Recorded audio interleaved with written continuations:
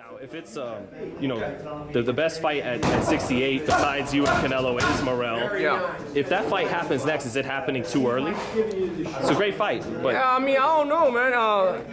I think it would be the best fight in the history of 168, to be honest with you. So there's two fights, two best fights. Me and Canelo, and me and Morrell. That'd be really good fights, bro. I mean, I feel like they have to get his name a little bit bigger. But I mean, I'll fight him whenever. It really don't matter to me. But yeah, that's a great fight right there. What's that say about you as a fighter that you would welcome a guy who is dangerous enough to win? Some people would say he's too high risk, too low reward right now. So why? Yeah, but for me, like, there's not really too much other options. You know what I mean? And I just want to, like I said, I want to do my job and be the best, the best. You know what I mean? You see the old fighters, they weren't bitching about who they're fighting. You know, they just fought everybody. You know, and their careers speak for it. So we're just trying to make the biggest fights happen and the best fights happen right now. Is he too green, too inexperienced to beat you? I mean, he could have all the experience in the world. He's not going to beat me ever. I don't know. I mean, I don't think he's inexperienced. You know, he's a good fighter. He's been boxing a long time. Is it a tougher fight than the Caleb Plant fight was? I don't know. I'm going to have to get in there and see. I don't know yet. Well, I asked because, you know, he's got some of that footwork Plant had, but he seems like a bigger guy. Yeah, but with him, yeah. he throws more like with bad intentions, but he leaves himself open too. And I'm a good counterpuncher, and I have good defense too. A lot of people don't give me credit for my defense. You know, I really get hit too much with Caleb Plant. I never really get hit that much.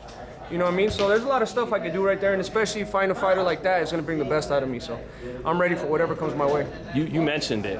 Leaves himself open in between punches. Is that what would get him beat up? Yeah, and his body shots. You know what I mean? He's a lefty, so the left hook to the body is the easiest shot to hit. You know what I mean? So he's never fought somebody that has those body shots I throw, the combinations I throw.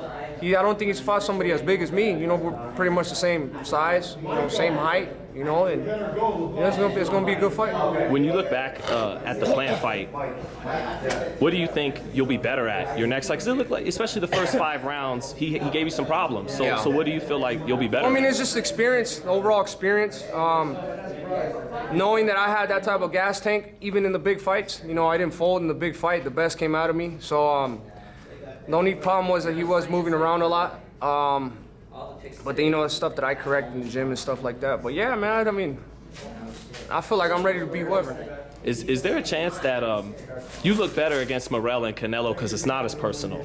Like, did that fight with Plant being so personal in the early going get you off your game at all? Make you just want to take his head off? Yeah, I think a little bit.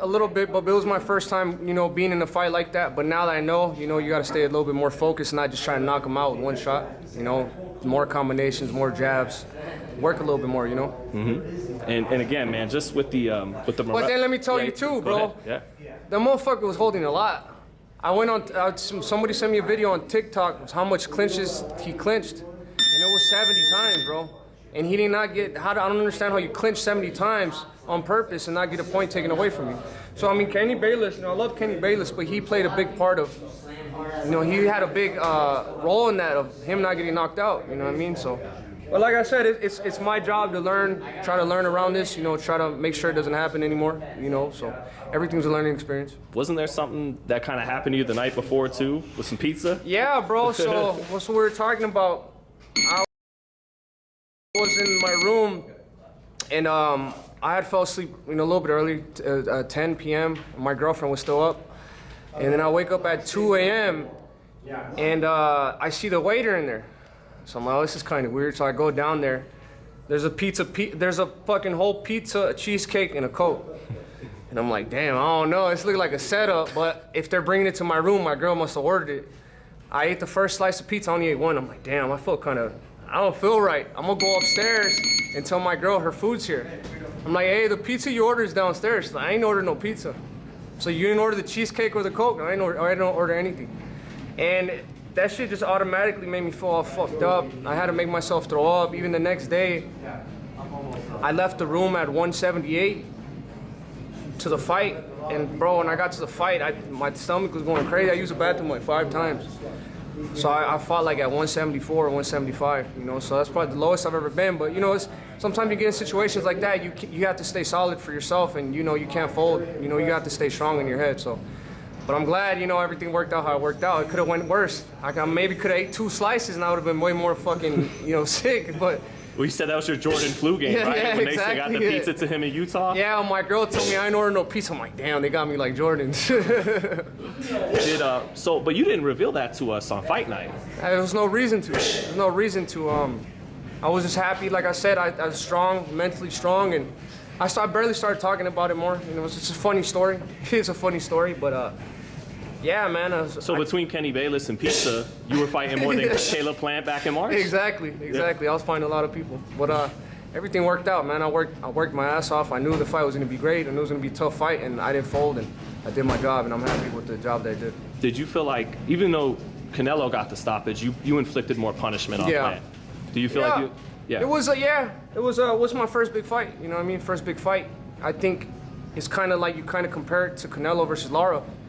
You know what I mean? I think now if Canelo would have fought him a couple years, like 3 years ago, he would have knocked out Lara. Mm-hmm. But you know what I mean? It's just your first time dealing with this. You know, it's first time dealing with a boxer like that. Caleb Plant was a pure boxer. He was moving a lot. I've never fought somebody that moved around a lot like that. So, yeah, man. Like I say, you live and you learn. This is experience. How did it feel? Well, you know, just your thoughts on, you guys put everything to bed. I saw you guys at Ryan and Tank's fight. You're hugging his father. Jordan's there, and your both of your wives are there. And you know, what's that like to? It seems like something special. Yeah, it's cool. I mean, I feel like if you're a boxer, all the boxers go through that. Once you go to war with somebody, you know, everything is like kind of forgiven. You know, you guys have more respect for each other. You know, he's a tough motherfucker, man. So I have a lot of respect for him. And like I said, everything that happened in the past, I mean, this shit, I don't hold any grudges from nobody. You know, so it's cool to see him and, you know, being cool with them. Even Charlo, I was being cool with both the Charlos. And, you know, it's kind of awkward, bro, when you go in there, you have beef with somebody and you're at a fucking company fight, the PBC fights. You have to fucking dog everybody and shit. You have to, like, you know, get ready for whatever. And I'm not truly trying to do that. Well, you guys settled it in the ring. Yeah. Well, I saw some people on social media, oh, how could they do that after all the things they said to each other? And I'm thinking, that's the beautiful part of boxing, right? That's the thing about boxing. You go to war, and then after that, you know what I mean? But if you're not a boxer, you won't understand it. You know, until you fucking fight somebody and you guys both beat the fuck out of each other, then that's when you get the respect. Well,